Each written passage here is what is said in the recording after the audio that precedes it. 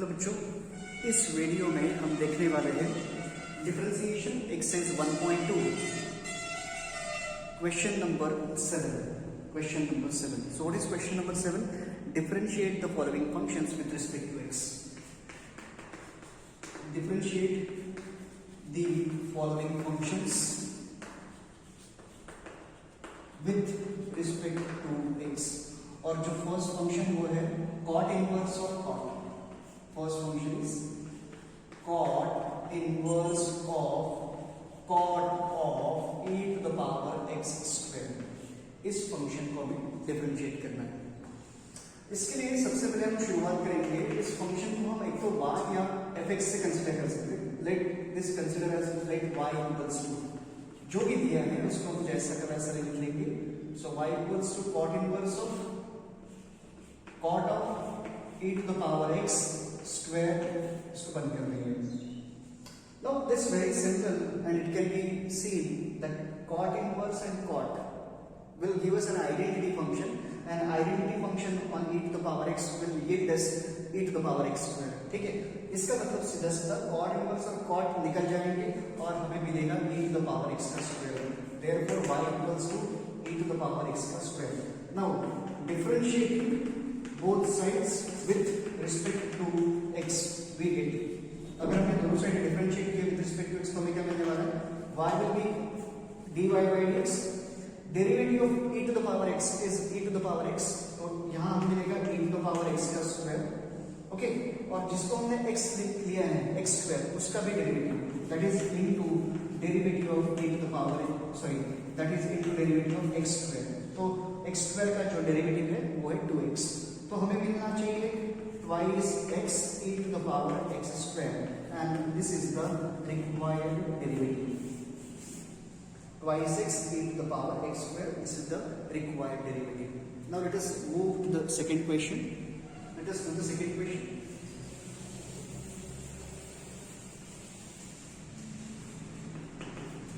हम सॉल्यूशन के स्टार्ट करेंगे. So let y equals to cosec inverse of 1 upon cos of 5 to the power x. इसका हमें derivative लेना है. क्या करने वाले हैं हम? 1 upon cos है तो ये बन जाएगा sec to the power 5x step number 1 में, और फिर हम sec को कन्वर्ट करेंगे cosec में यूजिंग कॉम्प्लीमेंट्री एंगल फॉर्मूलाज. तो इसका मतलब हमें मिलेगा cosec inverse of sec 5 to the power x. Okay, अब इस sec को हम कन्वर्ट करेंगे cosec में. तो क्या होने वाला है? cosec inverse is equal to cosec of 90 minus x. 90 minus x, तो x की जगह कौन है हमारा? 5 to the power x. इस तरह से. ओके, अब ये cosec इनवर्स और cosec इनवर्स निकल जाएगा और हमें मिलेगा pi by 2 minus 5 to the power x. Minus 5 to the power x. Now we differentiate this. Differentiate both sides with respect to x.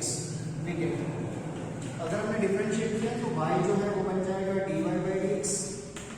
pi by 2 का जो डेरिवेटिव है वो 0 बनेगा, minus as it is a to the power x का derivative a to the power x log a, क्योंकि a की जगह यहाँ 5 है. तो हमारा फाइनल आंसर रहेगा dy by dx is equal to minus 5 to the power x log of 5. Log of 5. This is our final answer. Okay, chaliye, let us do the next one. The next question is here for me.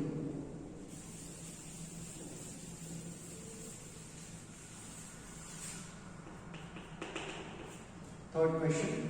Let y equals to cos inverse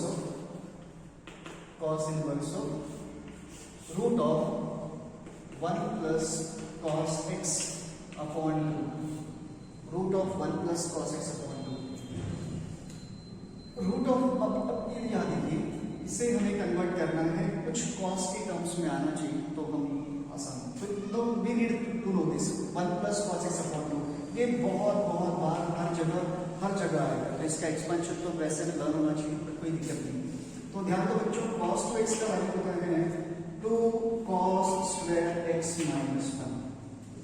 अगर cos 2x है तो इधर में रहेगा cos x minus 1. तो इसके हिसाब से cos x की वैल्यू हो जाएगी 2 cos square x by 2 minus 1, right.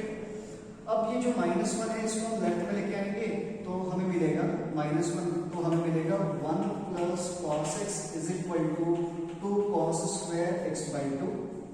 और अगर मैं ये 2 जो है इसको अगर हमने डिनोमिनेटर में डाल दिया तो 1 प्लस cos x अपॉन 2 का वैल्यू आता है cos square x by 2।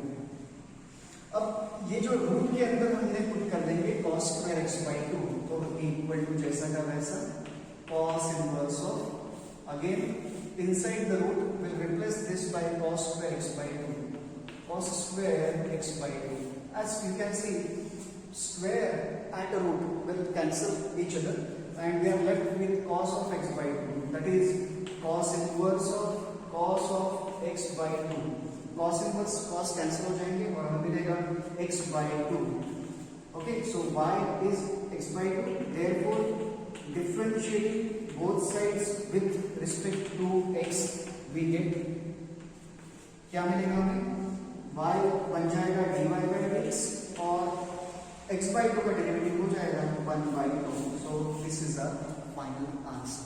Okay, so let us do the next example now, which is this one, cos inverse of 1 minus cos x upon 2. It's very similar to the अब भी जो देखिए बिल्कुल वैसे ही यहाँ पर था, देखिए cos इनवर्स यहाँ भी cos इनवर्स, यहाँ पर 1 प्लस cos x है, यहाँ 1 माइनस cos x है, x की जगह x स्क्वायर आए, तो ये भी एक छोटा सा चेंज है।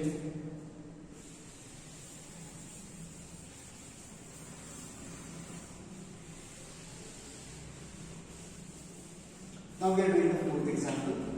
So let y equals to cos inverse of square root of 1 minus cos of x square upon 2, 1 minus cos of x square upon 2.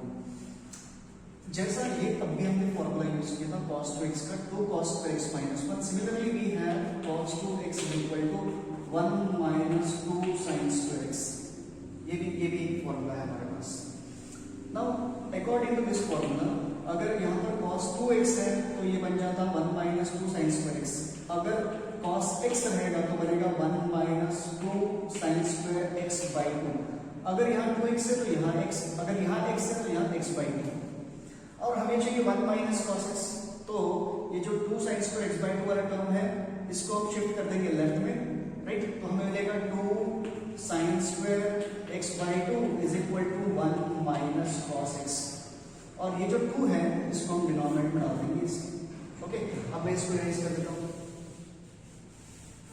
Compare हो गए तो 1 minus cos x upon 2, 1 minus cos x upon 2 की जगह कितना आएगा sin square x by 2. अब एक चीज, यहाँ x की जगह x स्क्वायर है तो हम भी x की जगह x स्क्वायर कर सकते हैं. यहाँ भी स्क्वायर लगा देंगे, यहाँ भी स्क्वायर लगा देंगे. तो इसका मतलब हमें क्या मिलने वाला है, cos inverse of root of sin square x by 2, sin square x square by 2. Okay, sin square x square by 2.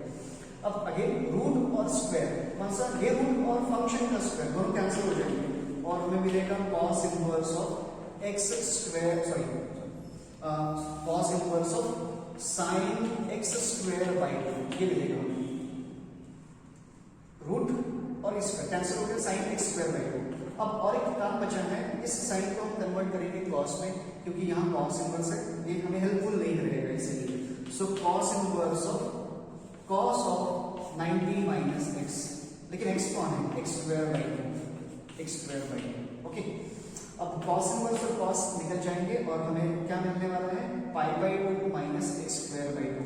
So I will write here pi by 2 minus x square by 2 and this is our y. So on differentiating with respect to x we get क्या मिलने वाला है हमें, y बन जाएगा dy by dx and this will be equals to pi by 2 का derivative 0 minus x square by 2 का derivative कितना आएगा, माइनस 1 बाई 2. तो ये 2 कैंसिल हो गया and we are left with minus x.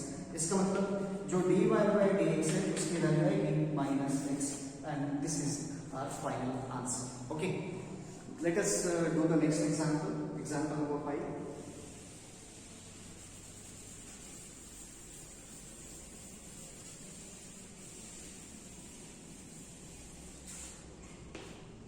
Let us consider it as y. So y equals to tan inverse of 1 minus tan x by 2 upon 1 plus tan x by 2. 1 minus tan x by 2 upon 1 plus tan x by 2.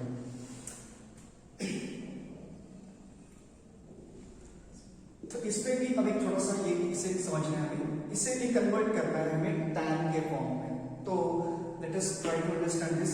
ये जो 1 है, this 1 can be written as tan 45 means tan pi by 4. tan pi by 4. So let us do this. tan inverse of 1 की जगह आएगा tan pi by 4 minus tan x by 2 upon 1 की जगह फिर से यहां पर भी हम लिखेंगे tan pi by 4. देख इस 1 की जगह हम लिखेंगे 1 प्लस इसको 1 से मल्टीप्लाई कर देंगे, तो this is tan pi by 4 into tan x by 2. अब ध्यान से समझिए बच्चों, 1 की जगह हमने लिखा tan pi by 4, इस 1 की जगह tan pi by 4, क्योंकि tan 45 मतलब 1. ओके, अभी दिख कैसे रहा है, tan a minus tan b upon 1 plus tan a tan b. ये किसका फॉर्मूला होता है, tan of a plus b का फॉर्मूला. ठीक है, यहाँ पर माइनस है तो ये tan of a minus b का फॉर्मूला बनेगा. Let me right this formula. यहाँ पर मैं आपको समझाने के लिए लिख रहा हूँ, tan of a minus b का formula tan a minus tan b upon 1 plus tan a into tan b. हमारे यहाँ a की जगह pi by 4 है और b की जगह x by 2. इसका मतलब ये जो पूरा है ये क्या बन जाएगा, tan of a minus b. a कौन है, pi by 4, तो हम लिखेंगे यहाँ पर tan inverse of tan pi by 4 minus x by 2.